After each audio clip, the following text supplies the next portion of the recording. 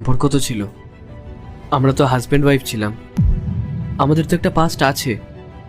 এমন তো না যে আমরা একে অপরকে চিনি না। আর যদি নাও চিনে থাকি তাহলে আমরা বন্ধু হয়ে তো একে অপরের সঙ্গে কথা বলতেই পারি।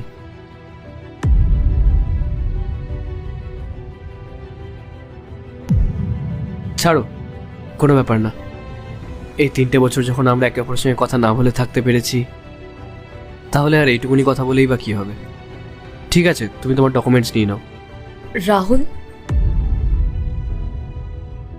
তুমি তোমার শরীরের একই অবস্থা করেছো।